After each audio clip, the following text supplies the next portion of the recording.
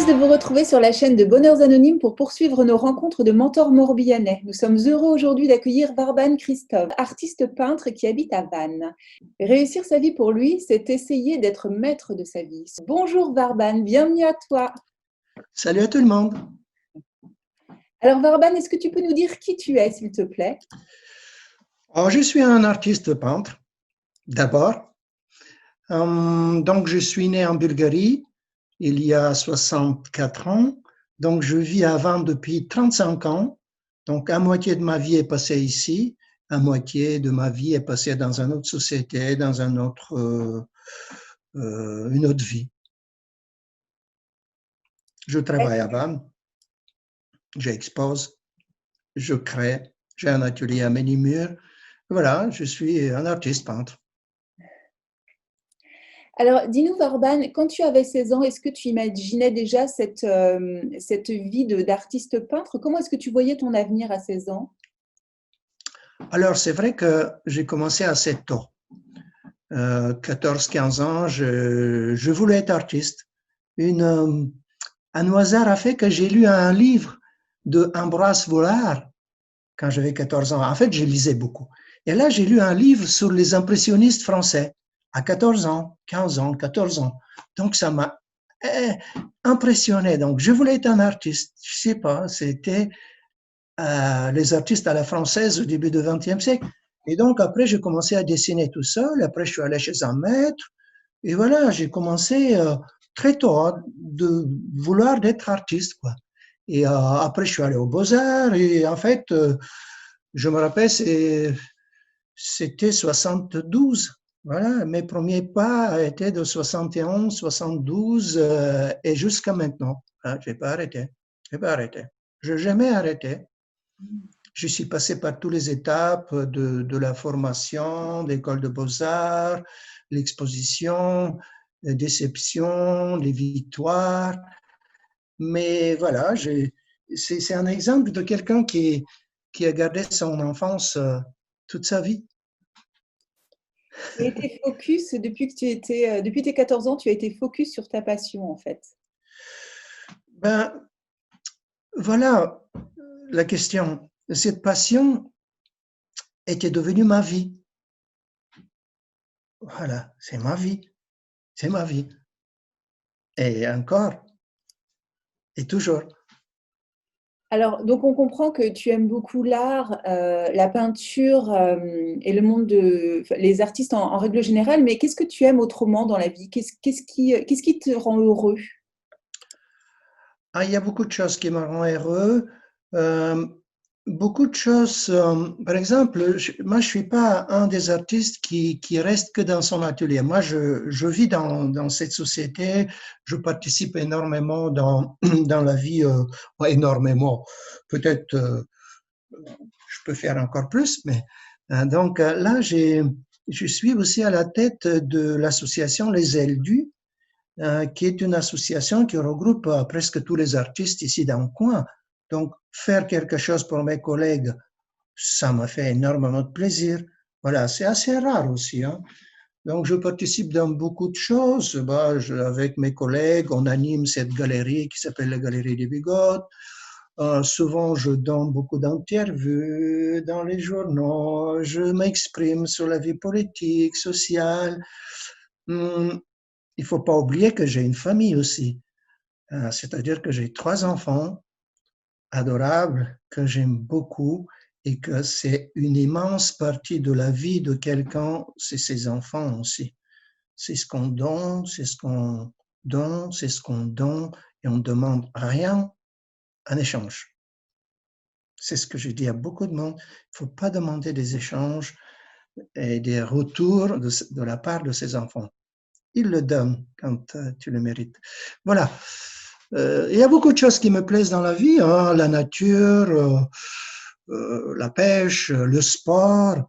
Toute ma vie, j'ai fait du sport aussi, jusqu'à il y a 2-3 ans. Ça, c'est une de mes passions, c'est le sport, c'est le volleyball. Oh, bien d'autres choses. La lecture, beaucoup de lecture. Vous voyez pas ma bibliothèque derrière, mais je lis beaucoup, comme d'habitude.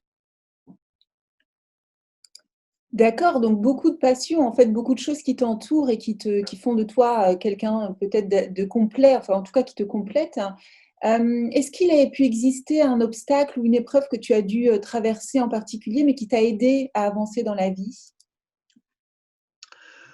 Non, ma vie, elle était toujours préservée par moi-même de grands bouleversements. Euh, c'est de garder mon élan, mon travail dans l'atelier. Je passe la majorité du journée dans mon atelier, seul. Mais je voulais revenir aussi pour dire que pour être un artiste, il faut être aussi quelque chose de beaucoup plus complexe. Voilà, beaucoup plus complexe de s'intéresser de la vie parce que l'inspiration ne vient pas comme ça du ciel, hein. Elle vient de la vie, de l'expérience que tu as, les lectures que tu as fait, les racines que tu as aussi, la culture que tu as reçue ou que tu donnes aussi.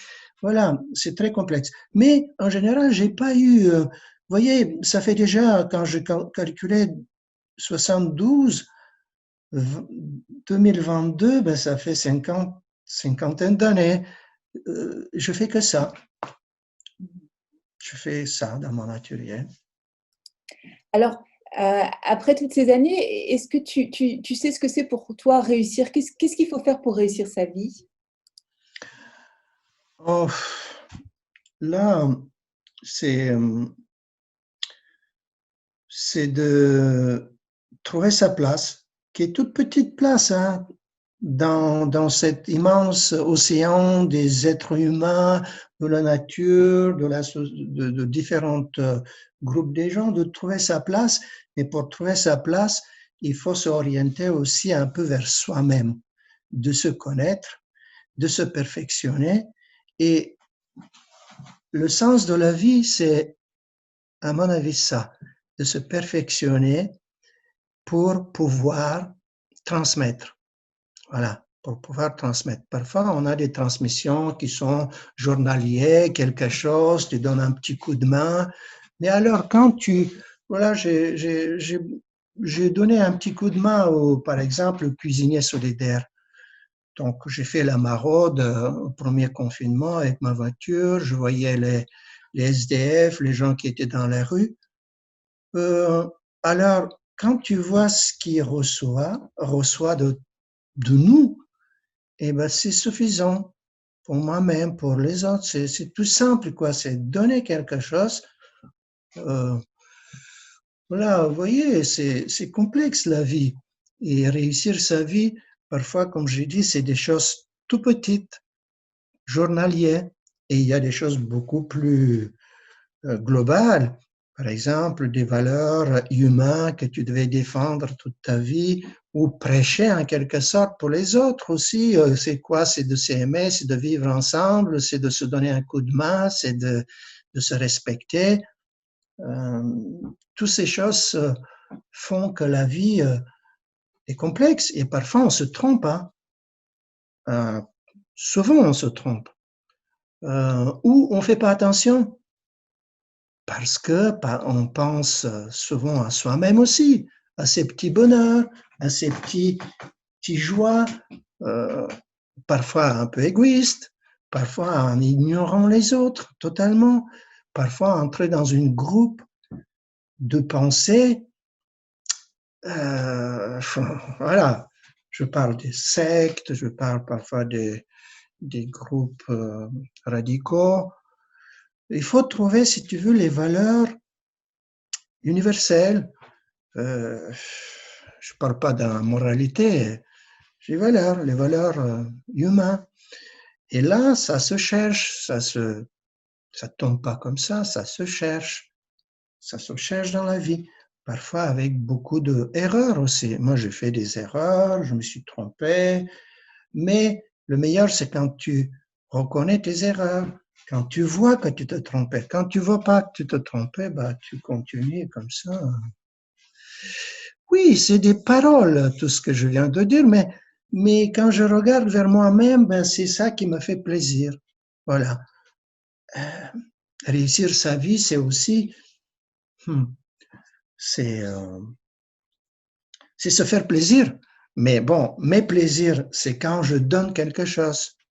En fait, toute la journée dans mon atelier, qu'est-ce que je fais? Moi, je suis pas un artiste commercial.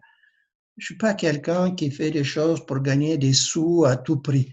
Moi, je cherche des choses qui sortent de moi-même, qui sont personnelles et qui allument parfois des sentiments chez celui qui les regarde. Donc, c'est des choses personnelles. Compliqué tout ça. Alors justement, c'est intéressant qu'on regagne la thématique de la peinture parce que ça te procure quoi quand tu passes tes journées à peindre dans ton atelier? Qu'est-ce que tu ressens au fond de toi? Ça t'apporte quoi? Voilà la grande mystère. Voilà la grande mystère. Ça peut être une activité très rationnelle, la peinture. Pour certaines personnes, c'est très rationnel. Donc, c'est réfléchi, c'est un schéma. Chez moi, non. Il y a une part de grand mystère, des pulsions qui vient, je ne sais pas d'où. Parfois, je pars dans une direction, je dis, voilà, aujourd'hui, je viens, je fais des choses colorées, je me mets là, commencer à faire des choses colorées. Et en fait, je dévie tout de suite dans une monochromie, dans le noir, et là, ça se réussit.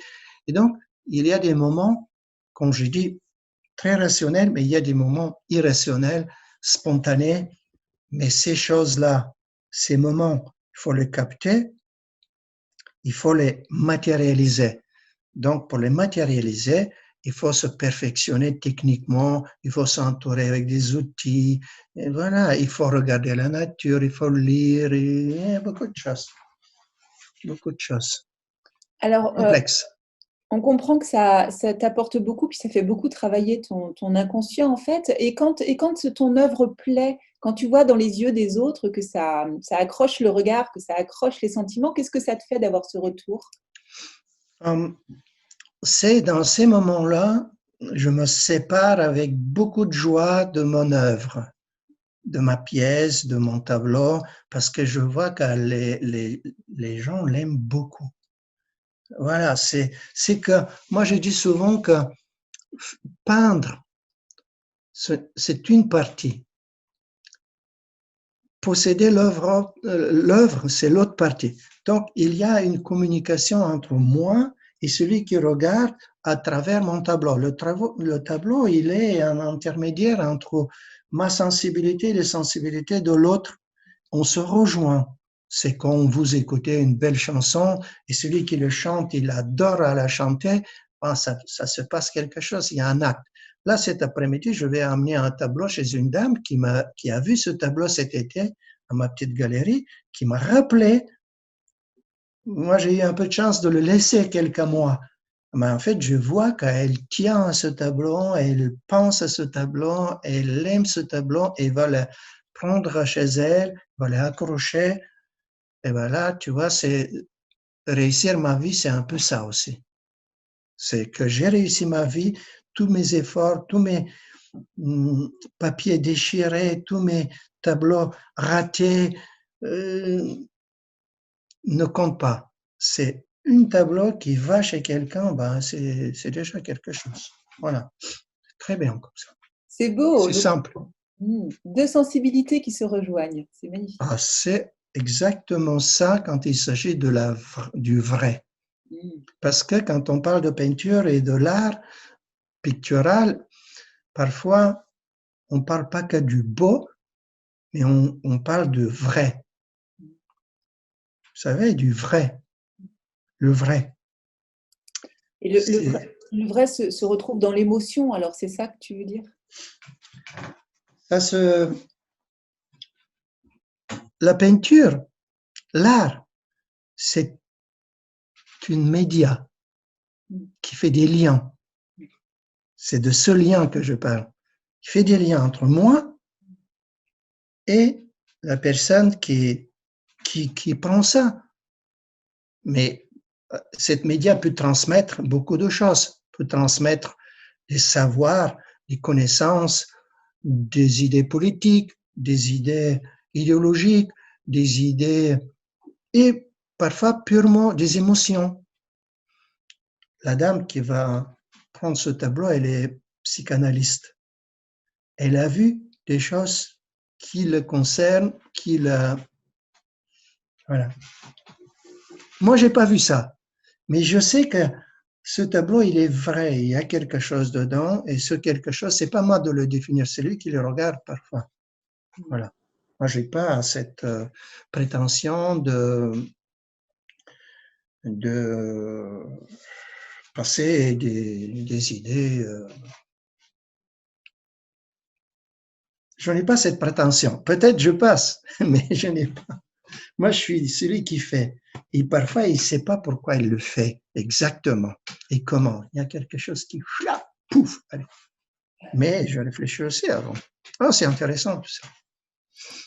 Du coup, c'est assez catégorique. Alors, tu as le sentiment de réussir ta vie en créant ces liens-là continuels? Eh bien,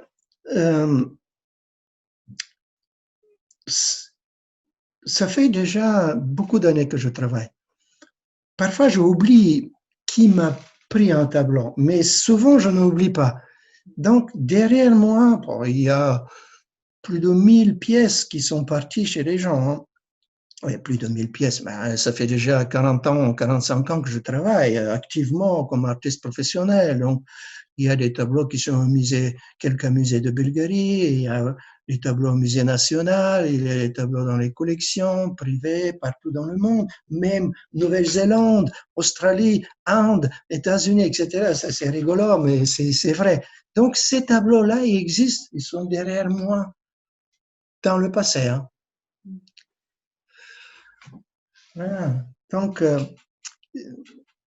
à mon âge, maintenant, avec mon expérience, je retourne à mes 14-15 ans.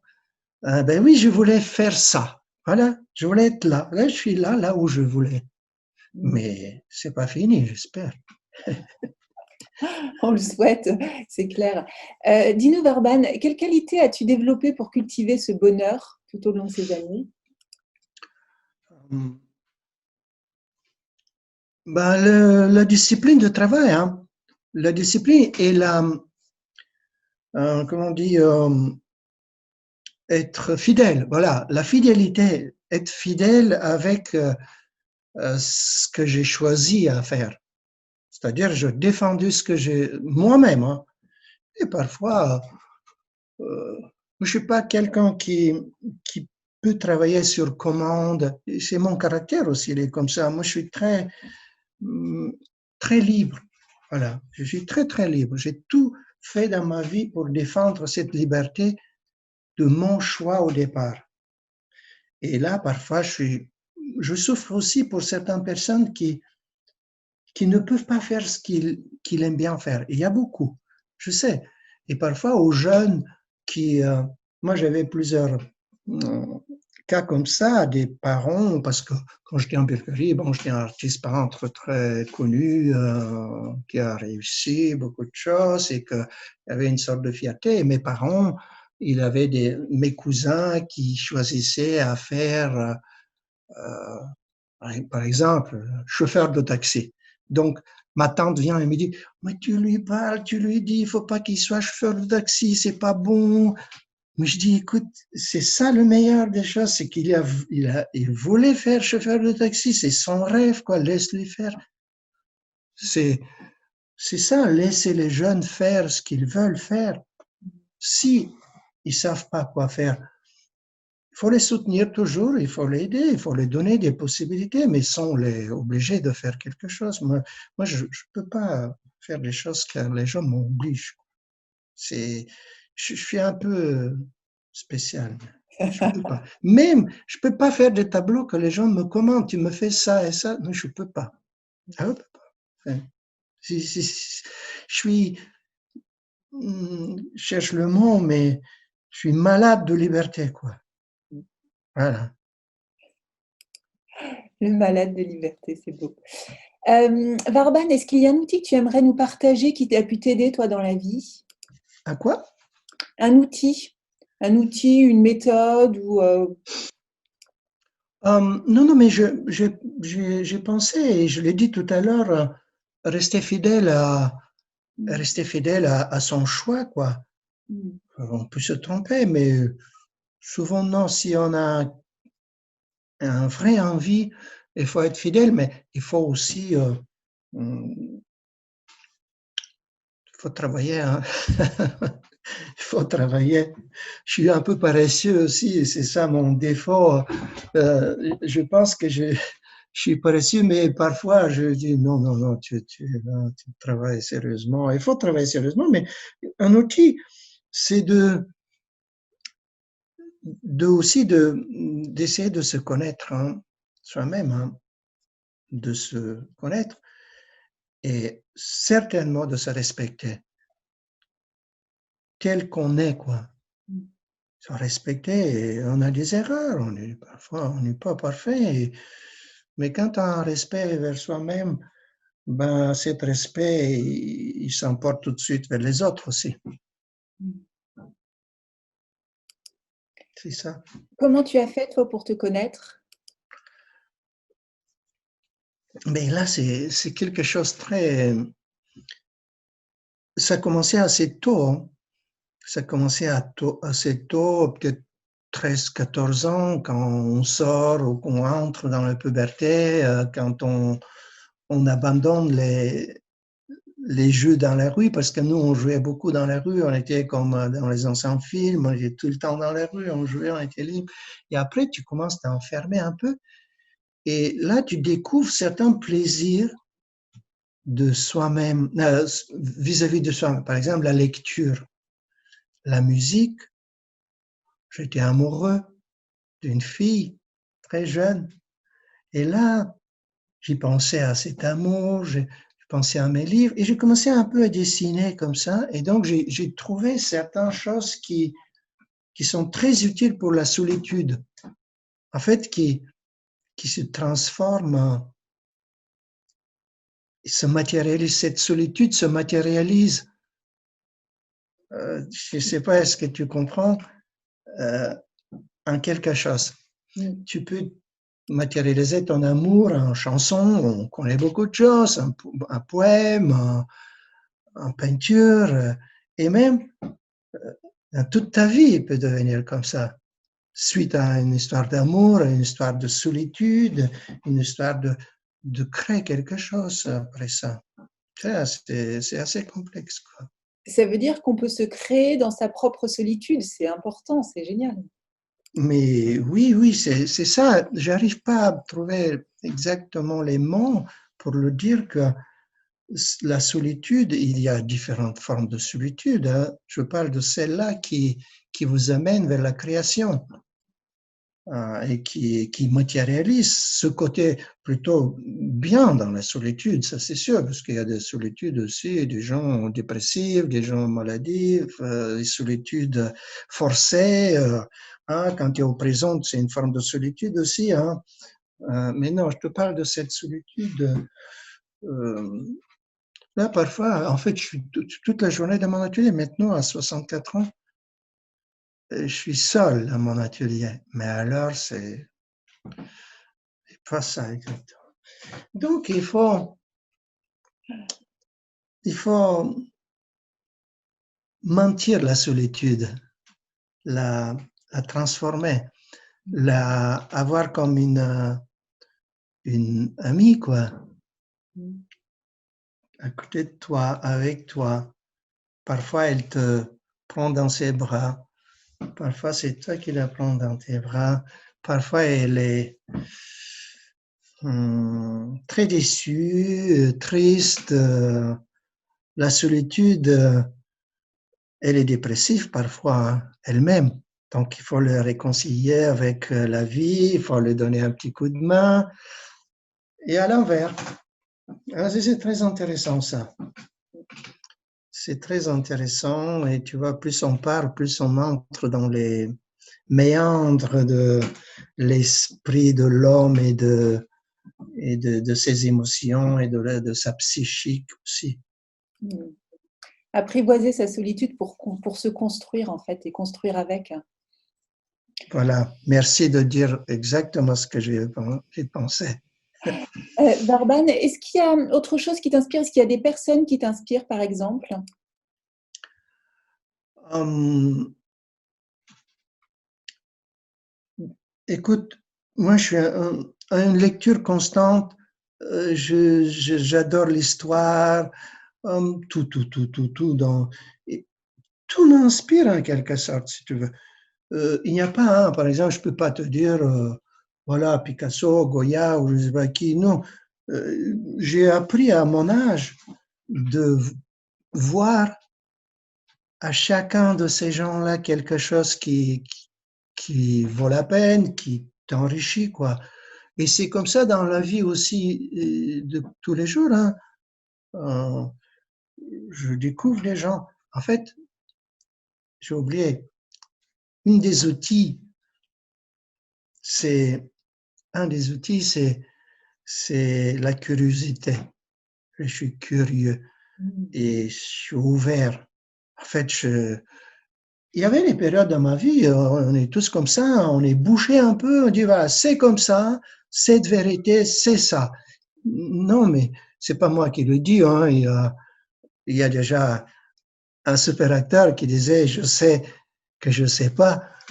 Voilà, donc plus la vie avance pour un être humain qui est curieux, plus il découvre des immensités des valeurs du monde. Donc, voilà, il faut être curieux, ouvert, je veux dire, ouvert. Très beau conseil. Merci, Varban. Alors, est-ce que tu pourrais ajouter dans cette longue liste de conseils celui que tu donnerais à quelqu'un qui souhaite réussir à avoir cette persévérance que toi tu peux avoir, à ne pas dévier de sa trajectoire pour pouvoir vraiment aboutir à la passion dont il rêve, comme toi tu as pu le faire avec la peinture? Euh, les activités des hommes sont différentes parfois. Euh, Moi, je suis un peu à part parce que je suis un peu têtu et j'ai j'ai tout tourné vers mon travail. Donc, je sais pas, les gens sont différents. Je peux pas les donner des conseils. Mais je parle de mon propre expérience. Tu sais, tu penses pas tous les jours à soi-même, hein. Tu as plein de choses à faire dans la journée. J'ai 3 enfants, j'ai des petits-enfants, j'ai cuisiné solidaire, j'ai les artistes, j'ai mes copains, j'ai un petit verre dans les bars, j'ai la télé, j'ai le sport, j'ai la pêche, j'ai tout ça. Oh là là, quand je regarde, il y a tellement de choses, hein. J'ai perdu 2 heures avec l'ordinateur aujourd'hui, mais j'ai réussi. Voilà, on a réussi. Bravo et je suis vraiment ravie de pouvoir faire cette interview avec toi. Alors, peut-être par contre, y a-t-il une habitude quotidienne qui te personnalise, toi, Verban? Une habitude. Euh, Là, c'est une petite mystère aussi dans la vie d'un atelier. Euh, pour déclencher, et je ne suis pas le seul, il y a beaucoup d'artistes et de musiciens qui déclenchent un peu son état de création, son état mental de création avec des petites choses, hein. Par exemple, moi, j'ai une paire de chaussures que quand je vais dans mon atelier, il faut que je le mets. J'enlève mes chaussures et je mets les anciennes chaussures qui sont déchirées, qui sont vraiment euh, des chiffons, mais là, je les mets. J'ai un vieux jean plein de couleurs de peinture que je mets aussi. Et là, je commence à travailler tranquillement. Je déclenche quelque chose. C'est comme il disait que Balzac, quand il écrivait, il était tout nu, il mettait un drap sur lui et il écrivait comme ça. Il y a par exemple certains moi, l'après-midi, j'ai mon petit thé vers 16 heures, ça c'est une petite habitude, c'est des petits trucs comme ça, des petits éléments, des habitudes qui déclenchent un état d'esprit pour travailler. C'est du travail, hein, c'est un travail comme tous les autres aussi qui vont le matin, qui savent très bien qu'est-ce qu'ils doivent faire, qui ouvrent l'ordinateur qui tape ça, les mots de passe et tout ça et tout ça. Et il y a beaucoup de choses. Ouais, c'est Mais vrai. dans la vie, en général, j'ai pas des habitudes comme ça. Non, Mm. pas un tic. Ok. Dis-nous, quelle est la plus belle chose que tu aies pu faire ou découvrir ou partager tout au long de ta vie? Ah oui, écoute, la plus belle chose que j'ai dans ma vie, c'est mes enfants, hein. Et là, je les partage avec les autres. C'est ça. Je suis très heureux de les partager avec les autres parce que mes enfants sont extrêmement gentils dans la vie, et très, très aimés par les autres. Donc, je les partage avec les autres avec beaucoup de plaisir. Hein. Mes enfants, je les ai toujours laissés libres. Là. J'ai toujours laissé libre et je vois le fruit de cette liberté. Ils ont trouvé tout seuls ce qu'ils voulaient, ils continuent. Et là, c'est mon vrai bonheur. Tout le reste, c'est pas éphémère, mais ça compte bien sûr. Tu sais, le plaisir de vendre mes tableaux, de les voir chez les gens, mais c'est personnel. Mais partager ses enfants, c'est un mot un peu bizarre, mais c'est-à-dire donner des enfants à la vie qui sont super bien, quoi. C'est des êtres humains qui sont. Ouais, je l'aime beaucoup, mes enfants, et ils le sont. C'est une C'est une... transmission, comme tous tes tableaux, c'est une transmission que tu laisses au monde. Oui, absolument, mais non, mais c'est des êtres humains aussi, qui sont grands, sont vraiment. Je parle de mes enfants avec beaucoup d'amour, beaucoup d'amour. Alors, en parlant d'enfants, quel conseil donnerais-tu à un jeune de 16 ans qui peut être un peu perdu dans la vie, voilà, qui peut être un peu inquiet? Euh, il faut qu'il soit plutôt patient, quoi. À 16 ans, on peut pas avoir le monde, hein. Euh, calme, calme, cool. Ça va venir, ça va venir. Moi, j'ai l'expérience de mon fils qui, à 16 ans, il ne savait pas quoi faire. Ou il voulait faire beaucoup de choses. Et finalement, petit à petit, avec les études, avec son environnement, les contacts des autres, il a commencé. Mais moi, je savais, pour moi personnellement, je savais, à 16 ans, je savais ce que je voulais faire. Là, ça t'aide beaucoup. Mais je sais qu'il y a beaucoup de jeunes de différents milieux aussi sociaux, ils tombent dans le même problème. Hein.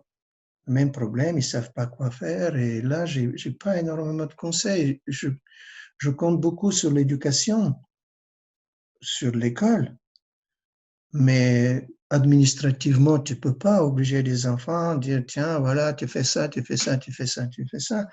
Et là, on revient au début de notre interview, comment réussir sa vie. Comment réussir sa vie pour qu'on soit heureux. Moi, je n'ai pas dit que j'ai réussi ma vie. Ça commence tous les jours. Le meilleur, c'est de réussir sa journée. Ouais, sa journée. C'est se lever le matin et faire son journée. Après, tu verras la journée suivante et après, ça vient aussi, tout seul. Mais un jeune, il y a beaucoup d'éléments qui jouent. Il y a la famille, il y a l'éducation, il y a l'environnement, l'entourage. Voilà, l'éducation, elle travaille beaucoup sur ce sujet-là pour orienter les jeunes, leur donner la chance. Il faut avoir confiance aussi à l'éducation nationale. Moi, Varban, quand tu as le moral qui vacille, qu'est-ce que tu fais, toi? Ah oui, mais je reviens il y a 3 minutes en arrière. Euh, c'est quand j'ai des problèmes, et j'ai parfois beaucoup de problèmes, c'est comme tout le monde, je veux recommencer la vie demain matin.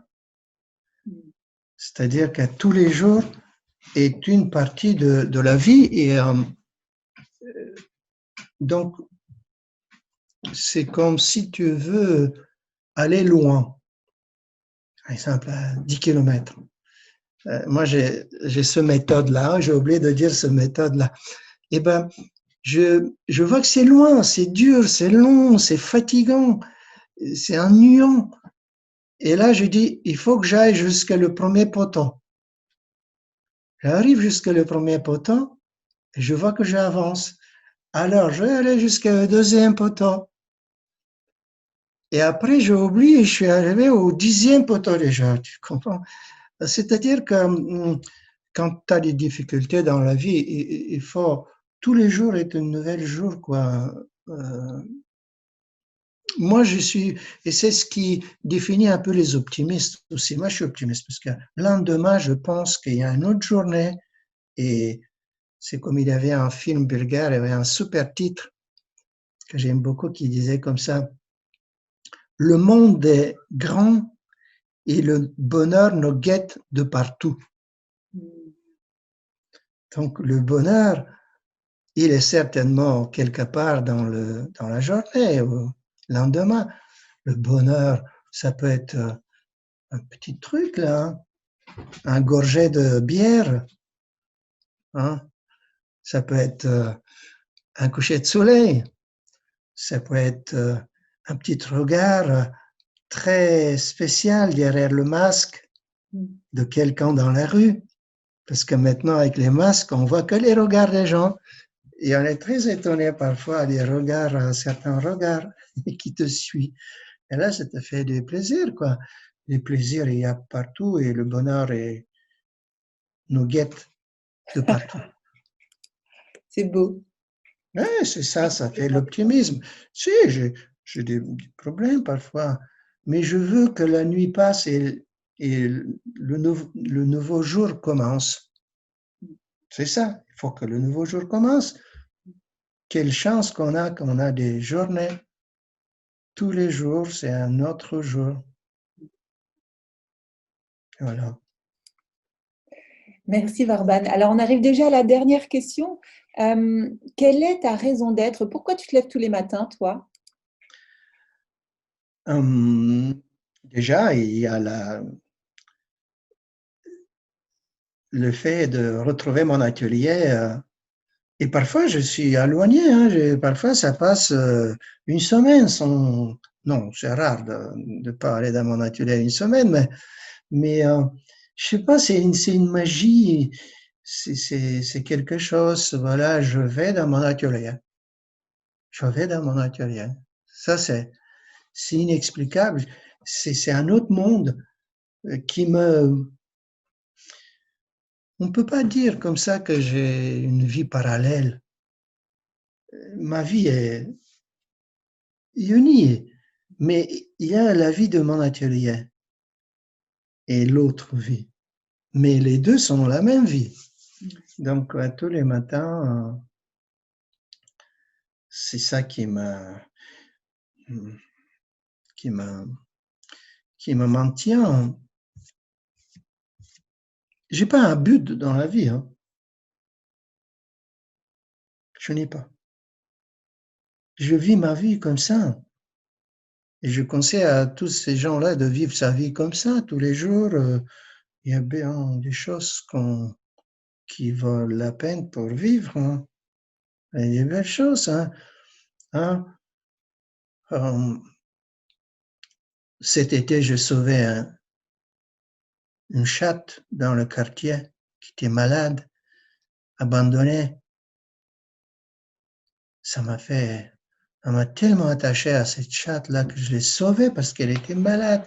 Elle mourait. Je lui ai donné à manger, à boire. Mimi, je l'ai appelée. Tu vois, il y a quelques semaines, on passait autour de cette chatte-là, autour de Mimi. C'est bizarre. Après, pour plus le garder, je l'ai amené à SPA. Et après, je suis allé à SPA pour la voir. Ben, elle était morte. Elle pleurait. Ouais, elle pleurait. Mimi tellement gentil. Mais il n'y a pas que ça, il y a plein de choses qui, qui me, qui m'attirent dans la vie, que j'ai fait dans la vie, voilà, que j'ai fait dans la vie. En fait, j'ai fait beaucoup de choses. Qu'est-ce que je fais aujourd'hui? Ouais, je vais amener le tableau chez la dame. Il m'a dit, tu verras, il y a une autre dame qui te connaît depuis longtemps, qu'elle a un tableau de toi, elle aimerait bien te voir. Il y a peut-être 25 ans. On va voir, c'est une dame plus âgée. Voilà, il y a quelque chose qui m'attend aujourd'hui. Et il faut faire attention à tout ce qu'on fait. Attention, pas dans le sens faire attention, mais il y a beaucoup de choses qu'on peut faire dans la vie avec beaucoup de plaisir. Il faut faire des choses avec beaucoup de plaisir. Il faut aimer ce qu'on fait. Mais c'est pas toujours facile. Non. Et c'est un interview très sérieux qu'on a fait. Mais oui, c'est génial. Donc, je retiens la phrase de la fin. Mince, qu'est-ce que tu viens de dire? Il faut toujours se faire plaisir? Non, il faut faire les choses avec plaisir. Oui, il faut faire des choses avec plaisir.